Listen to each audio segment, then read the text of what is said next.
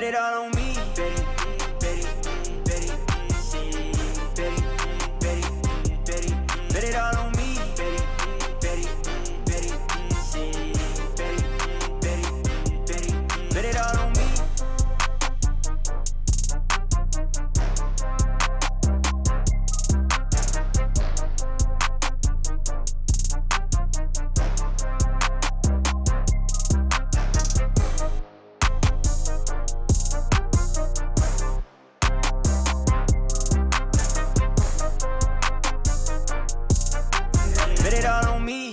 What's going on? Thanks for checking out this episode of On the Sidelines. John Luck along with Zach Sylvia. And let's start off with the big story of the week, Zach. That is the fact that in week 2, when we played fantasy football, I took you down 147-90. So just wanted to get that out of the way. Just kidding. Actually, the real leading off is the fact that the New England Patriots shocked the football world in what was a very surprising week 5.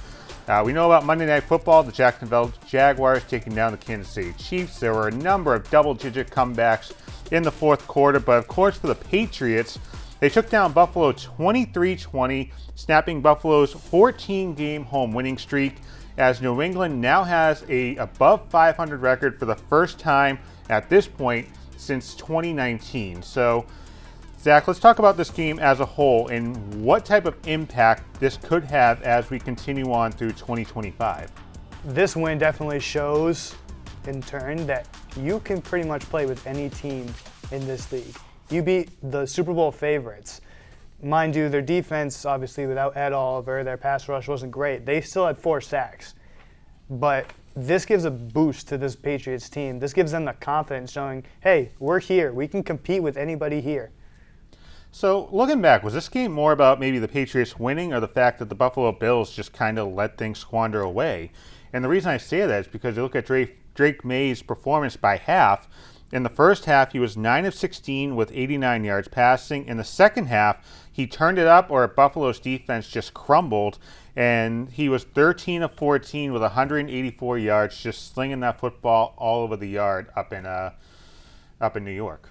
I think this is more the Patriots than anything. You look at the numbers, not 13 of 14 with 183 yards after one half. It's very impressive.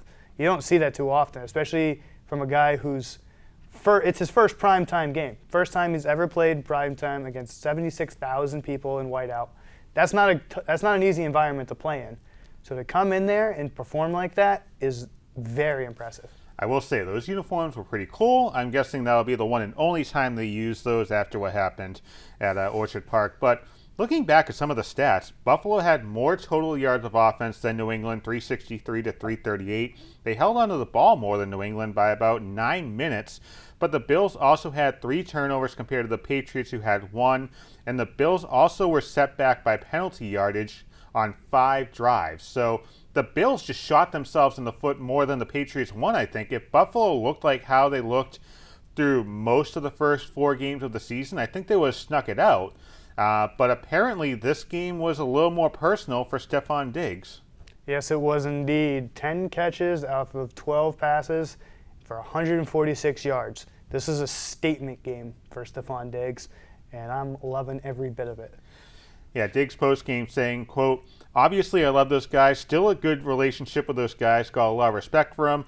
But I love the game of football more. And every time I go out there, I'm trying to prove it not only to them, but to myself." Interesting to note here, Buffalo entered this game against the Patriots Sunday Night Football not trailing since the opening drive of the Week 3 game against Miami, when Miami had the ball first, and Week 2 was a wire-to-wire win. So this almost looked like a case where if you push the bully back far enough, he's not going to know how to swing back. And it looks like that's what happened with the Patriots. I mean, you look at that throw that Drake Maye had to Stefon Diggs where Maye was about to fall down on the sideline. We're going to see that play at least 150 more times this season. And to me, that was the turning point for Drake Maye, proving that he can hang with the top of the top. Some of the throws he made are absolutely ridiculous. One particular one, Buffalo had just scored their touchdown. Patriots are driving right around the 50. Rolls out right, looks deep, Stefon Diggs right in the pocket. You look from the sky angle, incredible pass. He had incredible passes all game long. In America, This is what we've been seeing for 4 weeks. He has been very impressive to start this 2025 season. It's the first time people are actually seeing it. Let's switch to the other side of the ball, the defense. In the first quarter, the first 3 drives, this was what the defense did to the Bills. Forced a fumble, forced a punt, and forced a fumble. So the defense really showed out as well. Christian Gonzalez said this about Mike Vrabel after the win. Quote, "I love Vrabel. He's an amazing coach, an energy guy. Big energy guy, brings a lot of energy to the team. The things he does, the way he coaches. It's easy to go out there and play for him. You want to make the plays and put on for him in this organization. So it's awesome playing for Vrabes." There was that video after Sunday Night Football when Vrabel was shaking everybody's hands, hugging them. And this is what he said, quote, "I want to thank and congratulate each and every one of them. Everybody has a role. Everybody has a job. And those jobs are critical. Whether that's the trainer, the equipment manager, the assistant coach, the offensive coordinator, our starters, our special team players, our backups. It takes everybody to come on the road. It takes everybody to win in this league, and I want to thank them for that. And I like to see the look on their faces. I'm happy for them." So now that we're about, ballpark, a third of the way in the season, what role has Mike Vrabel played in truly molding this Patriots franchise after a train wreck of a 2024 with Gerard Mayo? He's setting structure, and that's what we didn't see last year. We didn't see a lot of structure from this team. Now that Vrabel has come in, he's doing the same thing he did in Tennessee. He's building that culture. He's building that structure to help these guys win these games. You look at the Tennessee roster he had. Besides outside Derrick Henry, they weren't a very talented team. With this is a much more loaded Patriots roster than the Titans when he was coaching.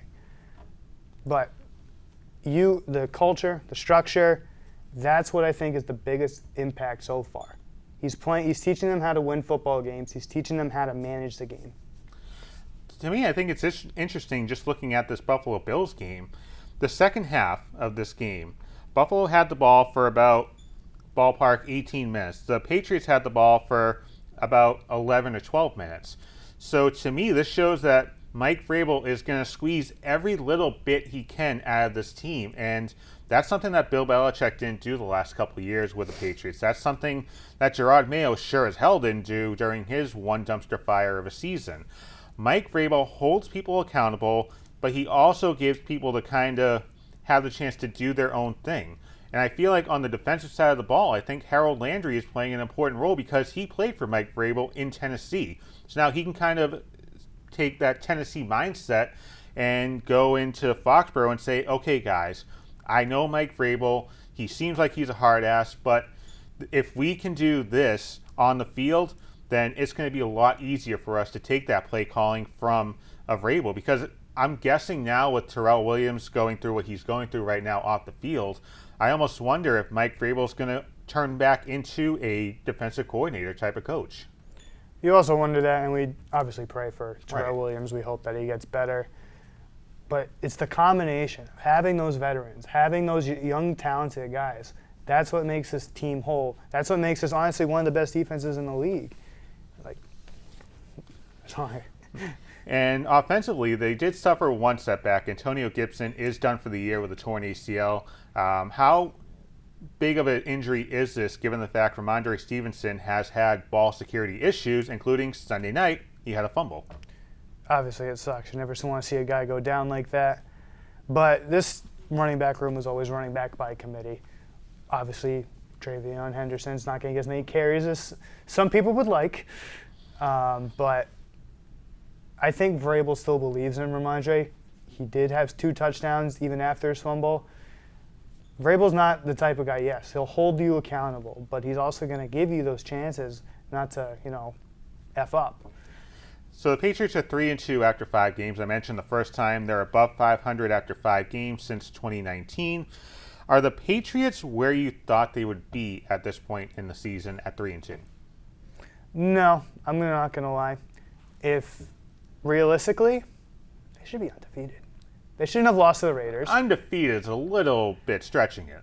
They should have beaten Pittsburgh by 3 touchdowns. Pittsburgh, I'll give you. But the Raiders, they just came out and stunk up the joint. So with the Raiders, that is a loss. At least 4-1. This team should be second in the AFC, conference-wise. Because right now, It's the Colts who are the number 1 seed, which I don't Indiana think anybody expected.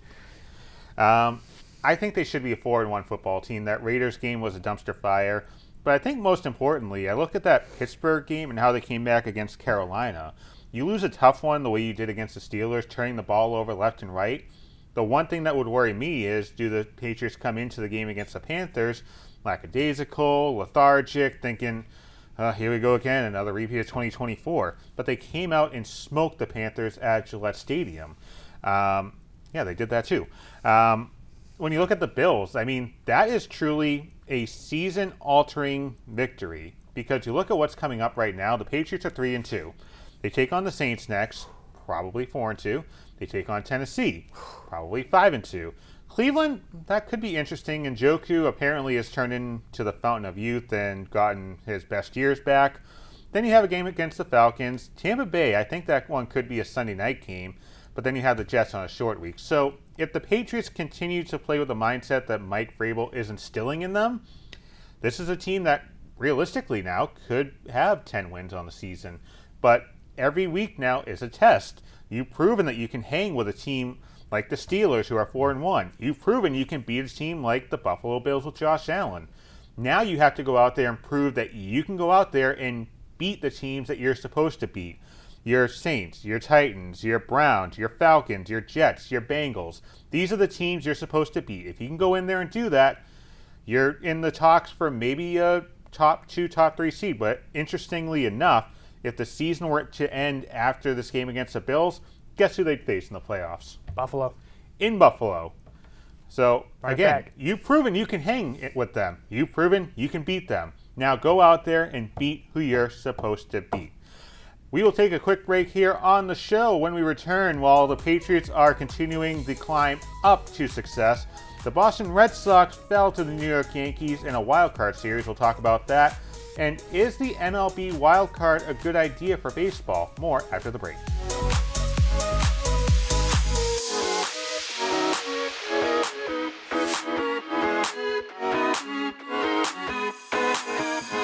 For nearly 150 years, American Humane Society has been a promise and a guiding light in the world of animal welfare. Our commitment to rescuing, caring for, and protecting animals sets a gold standard in care and compassion.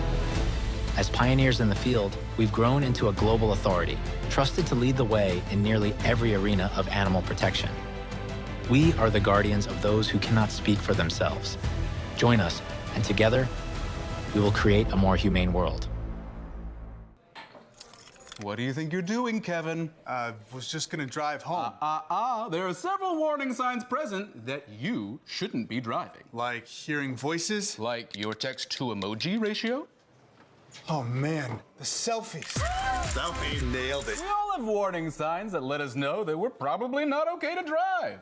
Mine is pretending to be your subconscious. Craig, come on man, let's split a ride home. Well, it took a while, but the Boston Red Sox did play October baseball. Not for long, though, as they fell to the New York Yankees 2-1 in the wild card series.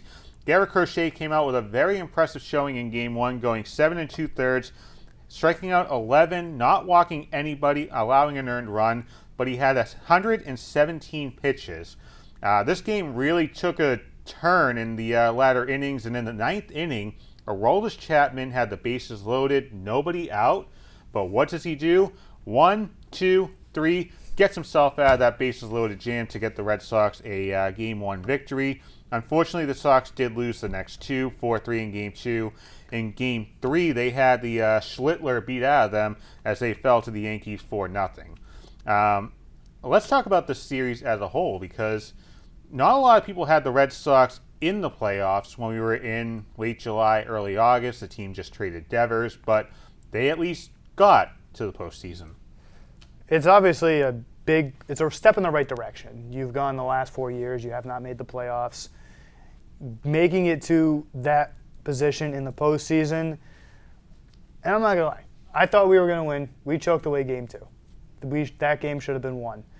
But just to make it to that point is definitely a step in the right direction, especially with a guy who's now going to come off an injury, who you didn't have that entire series, who throughout that series showed this guy was pretty much your entire offense. Yeah, to me, Game 2 really took a turn when Kyle Hudson, the third base coach, decided not to put on his Wendell Kim arm and start waving around Nate Eaton. I wonder if Nate Eaton scored that run, if the Red Sox would have swept that 3-game series and gone on to the next round against the Blue Jays. In the playoffs, everything gets magnified. We saw Alex Cora pull Brian Bayo after 2 1/3. I have my reasons why, which I'll maybe get into in a little bit. But as the season and the series went on, it seemed like Cora was trusting too much in the bullpen to get him out of potential jams. Oh, 100% for sure. Bayo only going a 2 2/3 of an inning, that really stung you, because then now you're having to go in deep into your bullpen. Now you have to win this game because you're getting so many pitchers out there, and you don't want to go to a Game 3 because now your bullpen's very spread thin. And they went to Game 3, and what happened? They got shut out. Yeah, I mean, Cam Schlittler, that was Unbelievable. maybe a top 10 postseason performance, I think. But you look at what happened with Whitlock. Alex Cora used him for 47 pitches. Now, Garrett Whitlock, I don't think it's had that many pitches in the entire season, but now you do it in Game 2. To me, I think Brian Bayo is being saved for a potential Game 1 situation if the Red Sox were to get by the Yankees and, face the Blue Jays, have them start Game 1, crochet Game 2 on normal rest. But when you get into the playoffs, everything gets magnified. And whether that's sending Nate Eaton on around third when Jazz Chisholm had a hard time fielding the ball when he knocked it down, or whether that's Brian Bayo getting pulled in the third inning, everything gets magnified, and we saw it in this game. Overall, I had the Red Sox at the start of the year when Jonathan Rodriguez was here in your seat. I had the Red Sox making the ALCS with the roster they had back then. Did the 2025 Red Sox exceed or fall short of what you expected of them? For me, I'm not a guy who watches too much baseball, but they definitely exceeded my, expectations. I'm looking at this team. I look at the roster every year. I follow them throughout all their social medias. They had a very good roster. They had a very impressive roster at the beginning of the year. But then you lose some guys. You bring some guys up who are far more impressive than some of the guys on the current roster. And then I didn't think they were going to make the playoffs. I thought they were going to be a good team, but I think they were just going to miss out like they had the last couple of years. I think if you go back to the beginning of the season when I had them making the ALCS, obviously results-wise, that would be they didn't exceed. They fell short. But when you think about everything they went through this year, they exceeded expectations.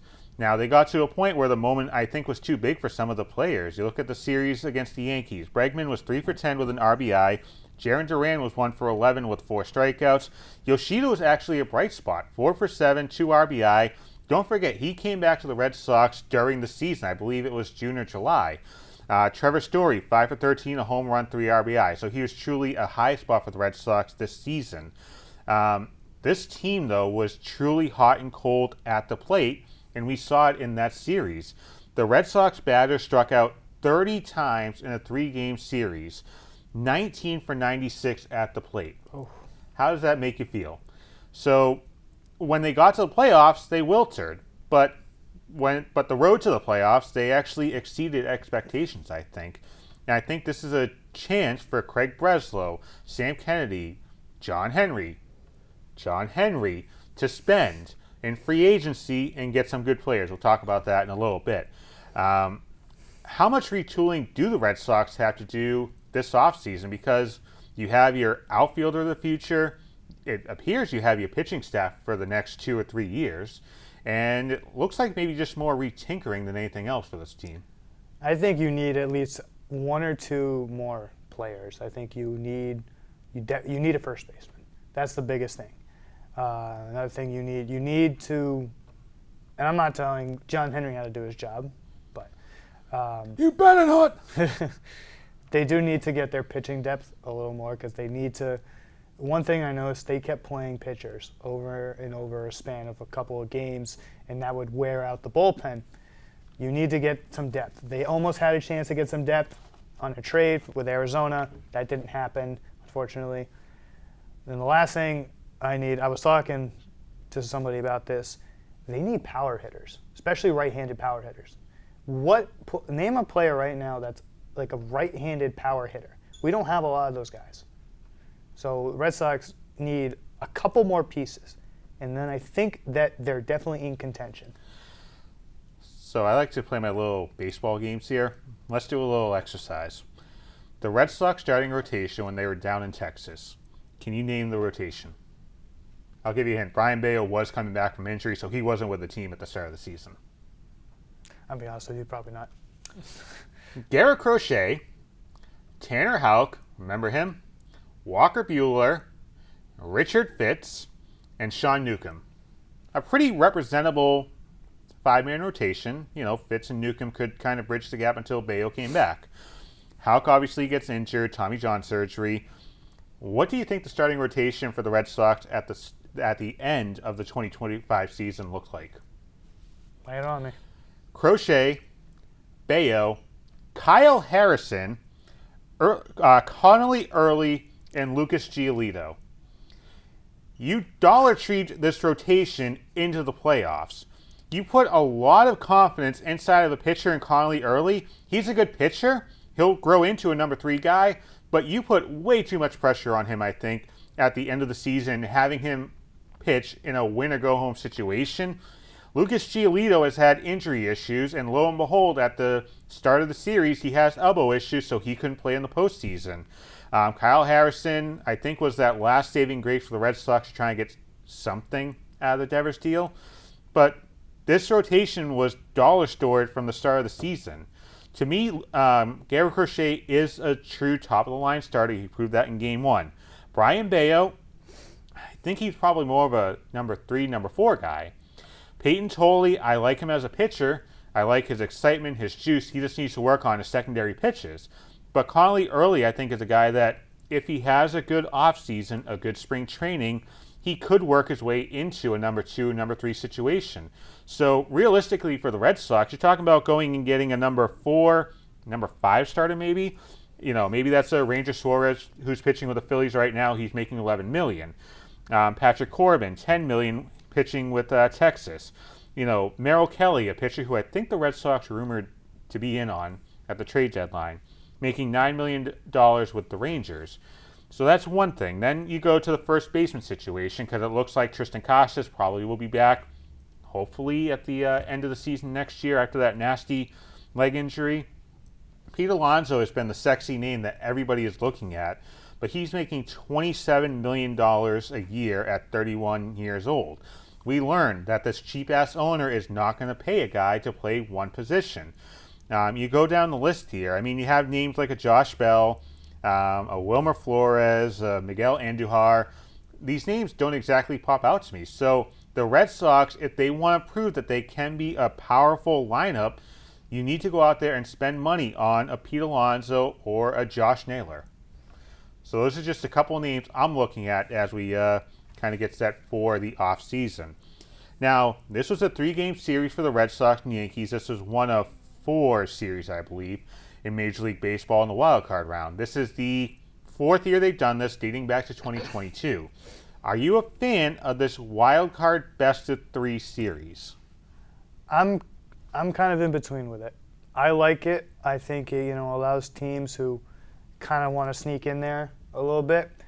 I don't like how it's structured. I don't think that it should be a 3-game series and the top seed gets all 3 home games. I don't like that. I do. I'm not a fan of it. I think it should go like a normal series. And it's like a 7-game series, you go 2 games at home, 2 games away, 1-1-1 if it goes to a game 7. I think it should be 1 home, 1 away, and then if it goes to a game 3 finish, 2-1. That's my personal gripe with it. Other than that, I think a 3-game series is fair because, we did see that in the NBA in the past where it was a 5-game series. It was a first of 3. Yeah. So if it was at Fenway Park, how would you feel? Same thing. To me, this gives something. I'm being so serious. This gives teams something to play for, though. I like the fact that the top seed hosts the entire series, the 3-game series. You need to shoehorn this thing in a span of 3 or 4 days because it gets cold in November. But B, this also gives teams something to play for. We've seen in the past before this wildcard situation, teams just lay off the gas pedal and sail their way into October. And what do you have the last couple weeks of the season? You kind of have baseball as an afterthought. It was the last Sunday of the regular season. I had Red Zone on for, 4.5 hours. 5:30 came around. I switched from Red Zone to MLB Network because I wanted to see how the rest of the playoff picture was going to pan out. The Mets choking, the Reds winning. You look at the Red Sox and the AL East situation between the Blue Jays and the Yankees. The Red Sox would face the loser of that, combination.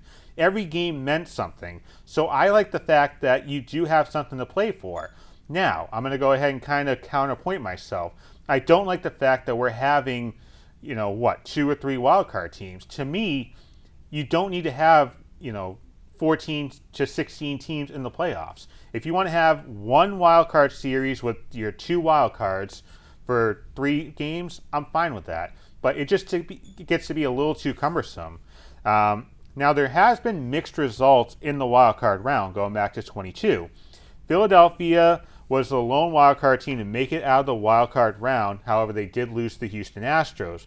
23, a really interesting year. Philadelphia made the NLCS, lost to Arizona. Arizona and Texas both were teams that came from the wildcard round. And Texas won that World Series, and last year the Mets, the lone wildcard team to make it to a championship series, they fell to the LA Dodgers. So some mixed results, but overall, a good year for the Red Sox, and we'll talk more about them as the weeks go on and we go into the nice cool fall and cold winter. We'll take a break here. It's time for the buzzer. When we return, Jason Tatum, could he be coming back to the Boston Celtics at some point in 2026? More after this.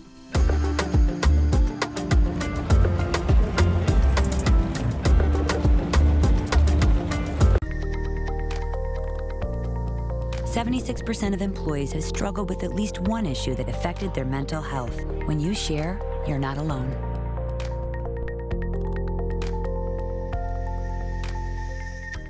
It took me a while as a Celtics fan to get over the Celtics collapse to the New York Knicks, a franchise-altering loss for many reasons. Of course, one of them, Jason Tatum, falling to the floor in Madison Square Garden, tearing his Achilles. But in an interview with CBS Sports HQ, which is a great watch if you want sports news, I encourage you to watch that, he said this to the anchor that was on the show. I can't put an exact date, but I 100% know my first game back will be in TD Garden in front of the best fans in the world. There's been a lot of talk about Jason Tatum coming back at some point in the 2026 season.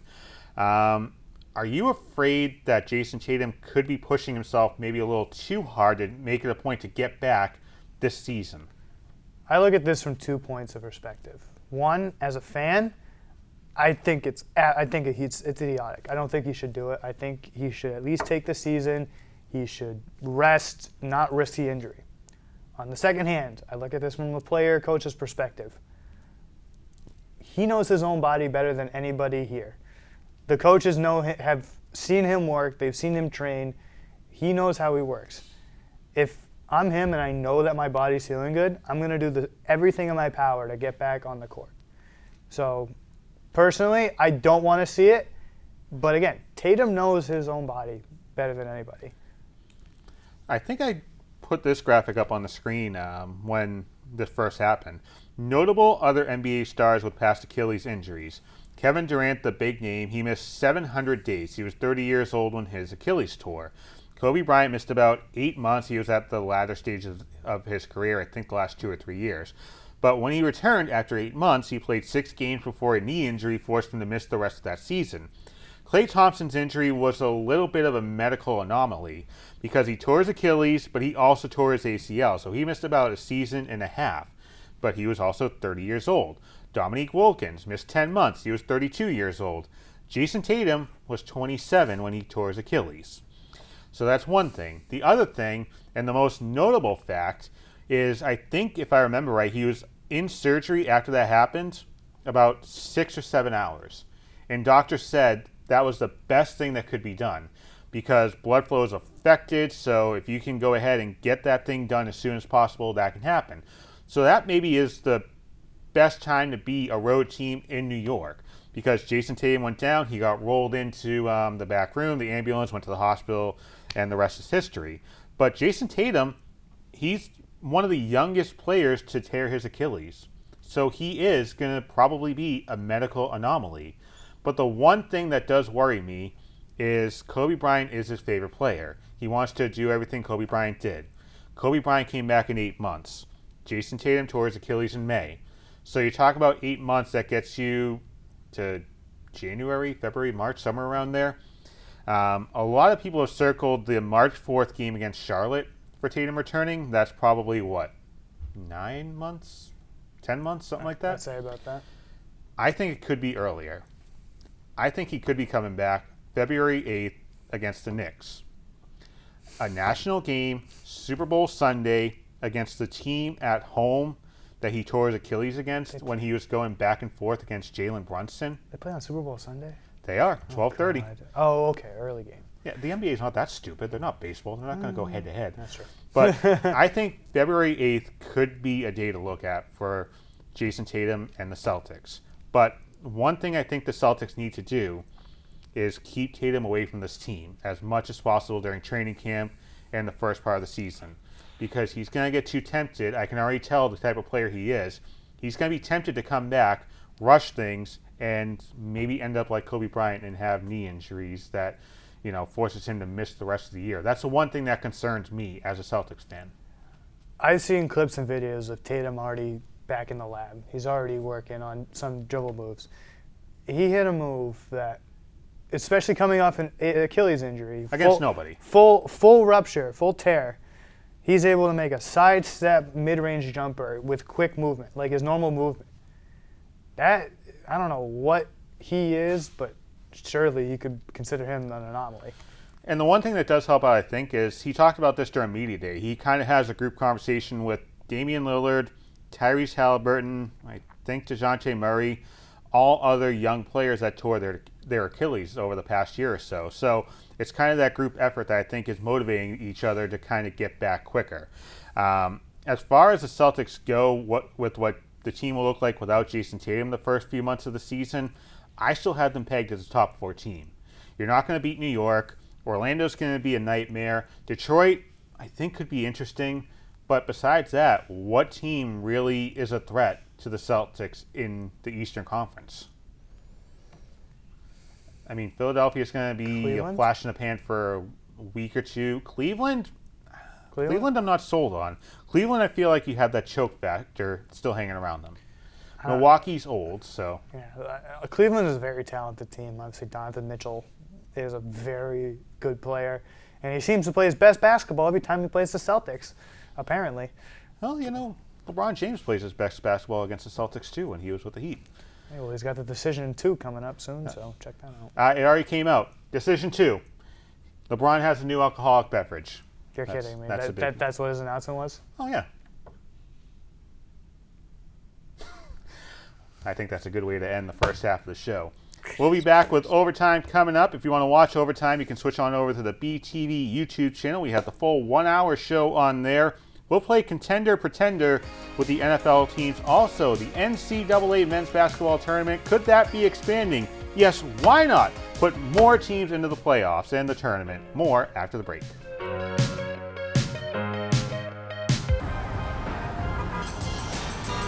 Getting close to the first pitch here at Fenway Park, but no sign of Wally the Green Monster.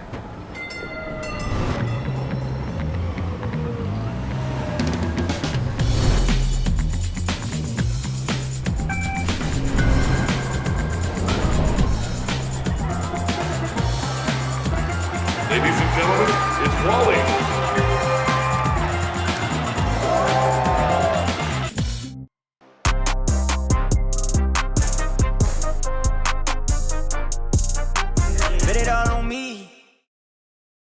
Time for On the Sidelines Overtime. John and Zach back here with you. And we're about a third of the way through the NFL season, a little short of that, but my, how time flies. We're past week 5, getting set for week 6. And I thought now would be a good time to maybe diagnose whether teams are contenders to make a deep playoff run, maybe a Super Bowl run, or maybe a pretender. And that, is just a flash in the pan, kind of like what, the Boston Bruins are at the start of the hockey season. Anyways, we're going to start off with the Pittsburgh Steelers. They are 4-1 after 5 games. Getting set for a bye week. This is tough because Pittsburgh has their defense obviously looks very good. Aaron Rodgers looks like he's somewhat returning to form. But knowing Pittsburgh, and this is purely as play for somebody I know, they're pretenders. They have been, they always will be. They'll finish that 500 record, they'll choke in the latter half of the season, and they won't make the playoffs. Yeah, I have them as a pretender as well because this team is truly one catastrophic injury away from, well, I should say a season-ending injury maybe. They're a season-ending injury away from, the train falling off the track. Aaron Rodgers is your quarterback. He already said he's done after this year. DK Metcalf is in his 8th season and has already played 101 games. The tight end situation is something that would worry me as a Steelers fan. Jonnu Smith is listed as the top tight end over Pat Freiermuth. So I'm not exactly impressed by that tight end situation. And then, the defensive side of the ball, they are a good defense with TJ Watt and Cam Hayward. But don't forget, TJ Watt, another injury risk.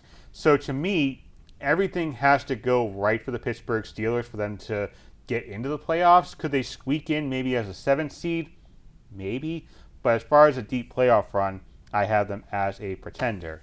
Next up, the Jacksonville Jaguars. I'll start off with this one. I had them as a contender, not just because of what happened Week 5 on Monday Night Football against the Kansas City Chiefs, but they looked impressive against San Francisco when they won that game.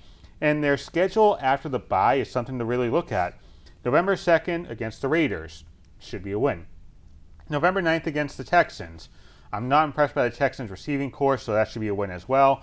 The 16th against the Chargers could be interesting, but then the 23rd you take on Arizona. Realistically, this is a team that should have 11 wins. I was watching the game with my dad for Monday Night Football, and I said, this Jaguars team, I don't think understands how good they are and how good they can be as they enter the second half of the season. I completely agree with you. Their defense is what stands out to me the most in this. Because you look at, name the last time Patrick Mahomes threw a pick six. I felt sorry for the guy that ran it back. It looked like he wanted to get tackled at the 30 or 35. He's like, oh, damn, I have to run to the end zone. It looked like me running to the end zone. But their defense is very impressive.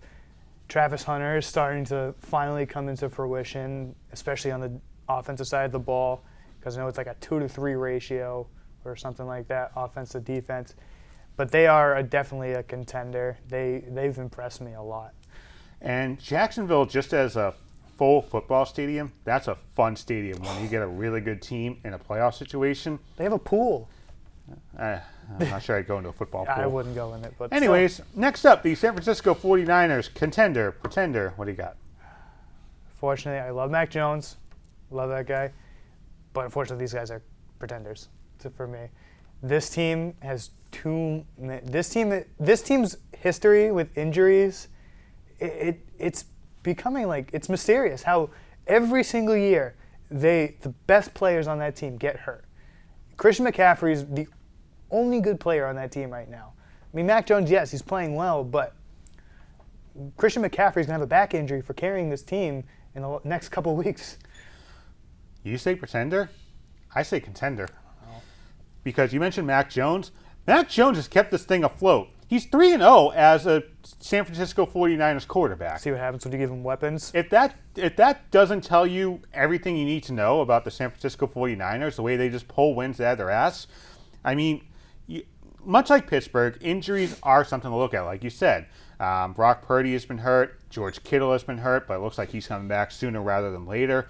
But Ricky Pearsall is a guy you should look at because he has had knee injuries. So I still say contender because the NFC West, I think, is wide open. And that takes us into the next team, the LA Rams, and I have them as a pretender. This has looked like a football retirement home. Matthew Stafford, year 17. Devontae Adams has been kind of up and down over the past few years. The schedule, I think, is something that could hurt them as well. I brought up the Jaguars schedule. Here's the Rams schedule later in the season. November 9th at San Francisco. November 16th against Seattle. The 23rd against Tampa Bay. The 14th against the Detroit Lions. And then a short week on Thursday Night Football. You're on the road at Seattle. I just don't know how you can keep this thing on the tracks with Matthew Stafford, who is one good sack away from this thing completely derailing. I'm going to flip-flop it again. I think they're contenders. This team reminds me a lot, besides Aaron Donald, this team reminds me a lot of the 2021 LA Rams when they won the Super Bowl. They're a very good defense. They're very young. They're very talented. Puka Nacua is probably going to win the Triple Crown after this year. He looks phenomenal.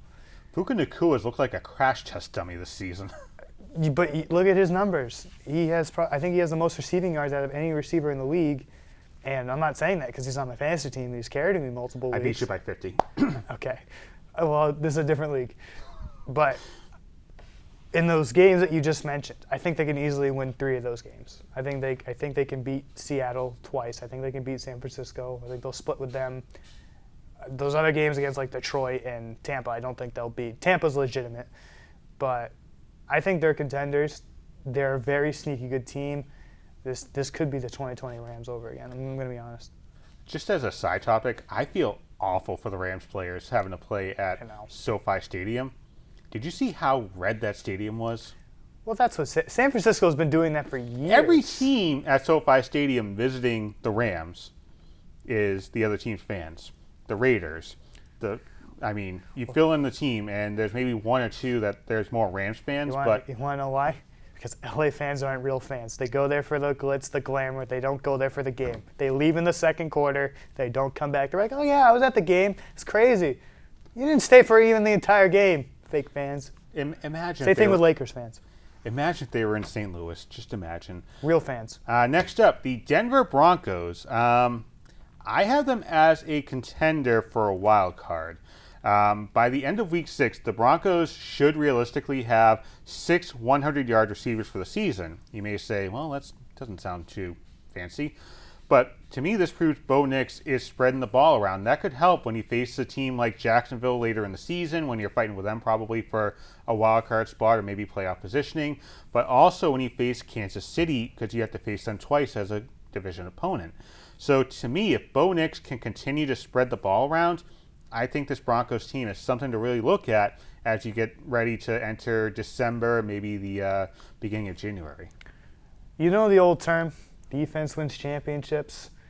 This is exactly what it is for the Denver Broncos. And I'll give you one player's name that, under the radar, Nick Benito. 7 sacks. He leads the league in sacks. But he's only 25th in total snaps for just linebackers. So what he's doing is very impressive. This defense is just, they are so talented from their defensive linemen to their secondary.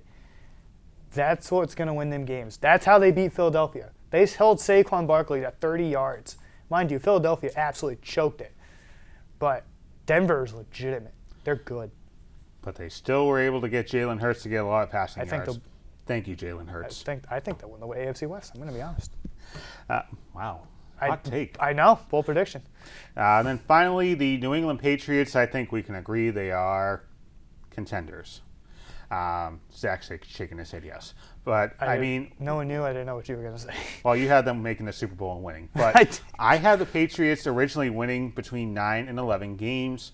That win against Buffalo, I think, was truly a franchise-altering win because it put Drake May on the fast track of being maybe one of the top 10 to 15 quarterbacks in the league. He should already be a top 10 quarterback. I mean, yes, he didn't have any touchdowns, but just going back, some of the throws that he made were just ridiculous, especially coming from a second year, able to handle that pressure. He missed one pass the entire second half. Mm-hmm. It is unbelievable. And the defense is legit too. With Gonzo back, that's a huge comeback for that team. It forces Carlton Davis, who's a very good corner, not to have so much on his plate. You have 2 really good guys in the secondary. Marcus Jones has held up his end. I mean, your safeties are a little weak. They're younger, but that front 7, holy crap. Let's go ahead and talk about college basketball, something near and dear to us. The NCAA tournament has been discussing expansion. Of course, now it's 68 teams, but an article came out in Sports Illustrated, and it was a report from Ross Dellinger of On3, and this is what Sports Illustrated said. An agreement has yet to be finalized, but the new proposed format that is being floated to television partners is an expanded field from 68 to 76 teams. 8 games are expected to be added to the first 4, which is currently a set of 4 games featuring the 4 lowest automatic qualifiers and the last 4 at-large teams in the NCAA tournament field. The new first 12 games will be referred to as the opening round, where 24 teams would play in 12 games over the first 2 games. The games would take place at 2 different sites. The move to 12 games in the opening round would keep the first actual round of the tournament of 64 teams like it is now. With the expanded field, 8 more at-large teams, which in the current format have been able to avoid the first 4 games and have a secure spot in the field of 64, will now have to play prior to the Thursday-Friday first round games. I hate this. I don't get how you can hate this. There's a reason this is called March Madness. Where's the madness? 76 teams. You're telling me there's not going to be a Cinderella story within that? Okay, how about this? In the first round of last year's tournament, based on seeds, how many upsets were there? I think it was like 3, right? 7. You had a 9 over an you had 2 9 over 8s. You had 2 10 over 7s. Then you had an 11 over 6 and 12 over 5. And all these teams, with the exception of 1, lost in the second round. Where's the fun in that? Where's the fun in watching some of these mid-majors, your Loyola Chicagos, making it to a Sweet 16 or an Elite 8? Where's the fun in that? Instead, I'm watching these schools with, these absorbent amounts of money in NIL deals, your Dukes, your Carolinas, your Florida. It just goes to the highest bidder. That's not what college basketball is about. I love the fact that some of these lower teams can actually win these games. And again, it's called March Madness for a reason. Lower teams, Creighton, New Mexico, Colorado State, Drake, kind of small market team. Arkansas, big team. McNeese State, Cinderella, and Baylor, big team. So you're going to sit here and tell me that Loyola Chicago, a couple years ago, that wasn't an incredible run that they had? That was an incredible run, but now you're drying them out to go ahead and get 10 or 11 or 12 ACC teams while you have, Mount St. Mary Holyoke, trying to get in as a 15 or 16 seed. So where's the fun in that? Congratulations, you won your tournament in front of 10 people. Now you get your face kicked in the first 4 by a team that's 5 and 10 in conference play. What type of viewership is that going to get? It's going to get a lot. You're degenerative gamblers. I mean, granted, I like to, bet for entertainment purposes. You're one to talk. But what do you mean I'm one to talk? Anyways, I just feel like from a product standpoint, this is playing with fire, because what's next after 76? What are we going to do? Go to 84, 90? What's the limit? Then what's the point in playing all these regular season games if you're just going to go ahead and go into the conference tournament? Might as well start your conference tournaments in January and have 32 teams making the Big Ten tournament. I don't get your hatred behind this. This sounds amazing. It sounds amazing. It's not amazing. It's just if you're a real college watering down the product. If you're a real college basketball fan, you would actually enjoy this. I am a real college basketball fan. Doesn't sound like it. I like watching the best teams play. Why am I going to watch a team win by 75 in a game that shouldn't happen? Because, Wake Forest made the tournament. They take on the team who won the NUMAC conference. Listen, there's a reason nobody has ever predicted a full March Madness tournament bracket. It's because it is so unpredictable. You don't know what's going to happen. And that is the best part. Last season tournament, only 1 3 seed made it to the Elite 8. Everybody else was 1 or 2. The Final 4, all 1 seeds. So congratulations. You want to go ahead and watch the best teams in basketball? Just skip the first 4 or 5 rounds. We'll catch you in the first weekend of April. What's the point in watching it? There's so much. Cinderella stories. We all love them. Cinderella, you just broke a glass shoe with the other 75 teams. It's still being talked about. If it happens, it would start in 2027. I hope not. When we come back, we'll pick the Week 6 football games, including the Patriots. Could they make it a 3-game winning streak? We'll discuss that after this.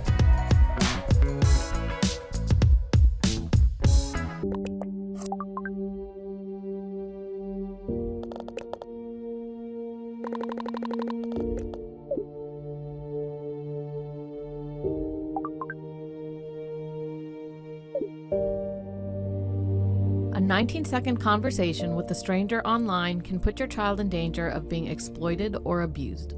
Talking to kids about online safety can protect us for a lifetime. Don't wait. Talk to us today.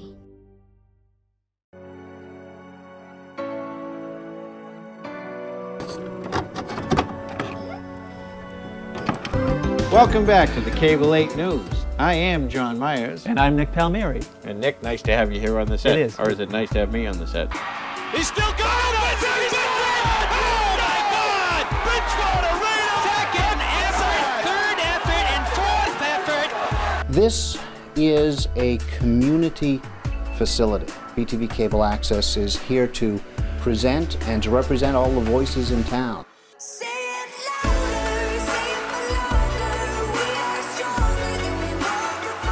Many members of this corporation who have served voluntarily and spent many hours of their personal time to work toward creating a local network with varied programs to serve the community of Bridgewater. In 5, 4, 3, 2.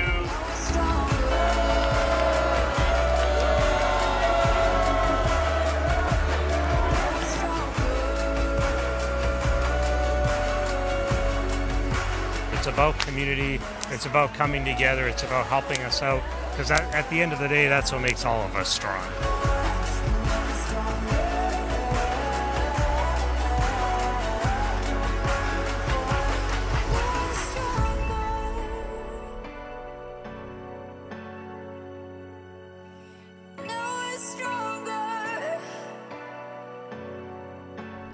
It was a hell of a week 5 in the NFL. I mean, like I said, 2 double-digit comebacks.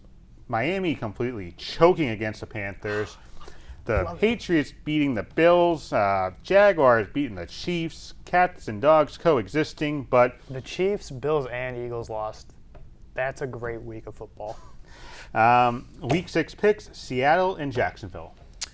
I am going to take Seattle in that one. Jackson Smith-Njigba is a legitimate wide receiver 1. Yes, he is. And he looked really, really good against Tampa Bay. I don't think anybody, not even Travis Hunter, can cover that guy. I got Seattle. I appreciate JSN for everything he did for my football team. I'm going to take Jacksonville, though. To me, that was a pretty emotional win. And you also had the West Coast team coming to the East Coast, which is always difficult to do. It is a 1 o'clock kickoff in Jacksonville. It's in Jacksonville? Yeah. I might change my answer then. San Francisco and Tampa Bay. This one also taking place on the East Coast, but a 4:25 kick. We talked about it before.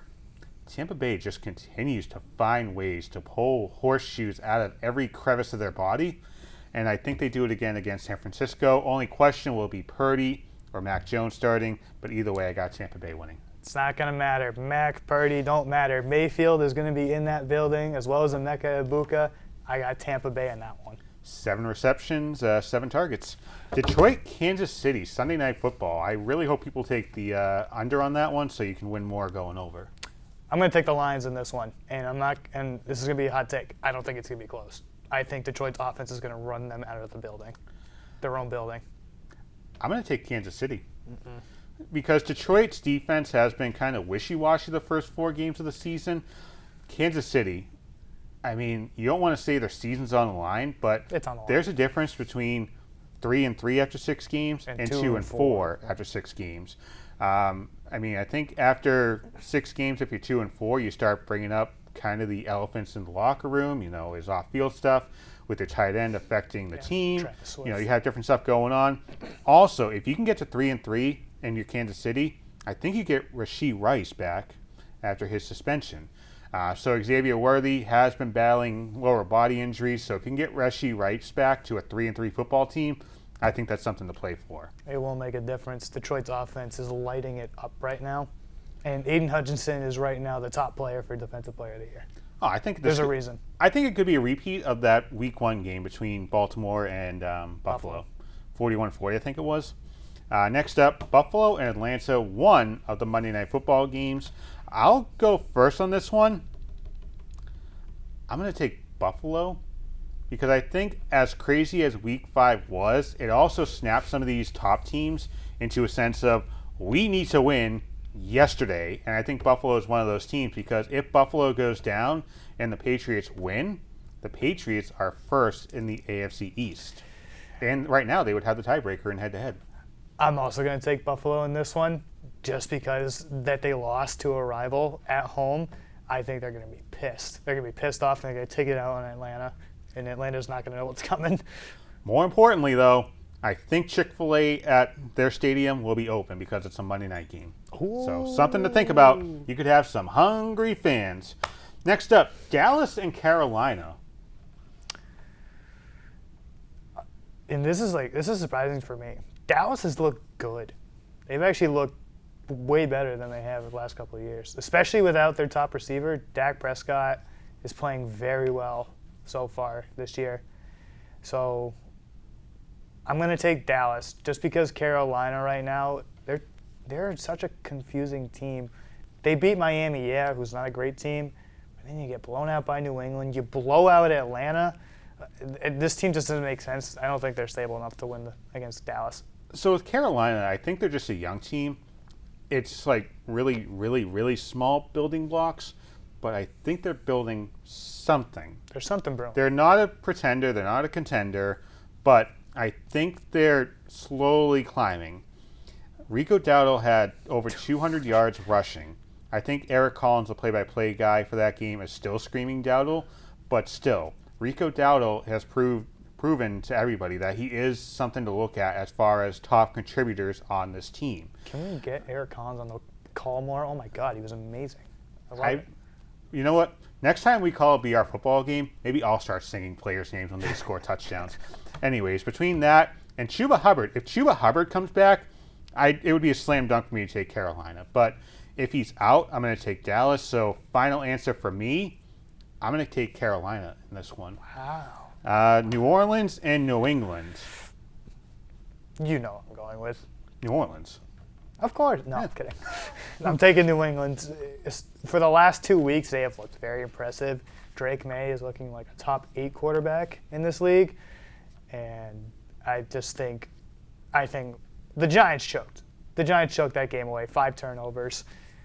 New England's not going to do that against New Orleans. I hope not. Like I said earlier in the first block, the Patriots just have to beat the teams they're supposed to beat. You should beat New Orleans handedly. Mm-hmm. But you also can't let Spencer Rattler throw the ball around like he did. Granted, it was the Giants' defense he did it against, but I just have PTSD dealing with this Patriots team facing bad teams. I'm still going to take the Patriots, though. I don't know what the spread is going into the game, but I think it's going to be close. I think it's a 7. Something tells me it's going to be a close game, but the Patriots pull it out in the end. Yeah. Drake Maye will throw for 300 yards. 300? Whew. Just pulling out all hot takes Stefon Diggs to get his first Drake Maye throwing for 300 yards. Stefon Diggs is getting his first touchdown. Super Bowl 60 champions, according to Zach Sylvia. Almighty. So that'll do it for this episode of the program. Thank you so much for watching. Hopefully we'll be back sometime before like week 11, week 12. But thanks for watching the program. Have a great week, everybody.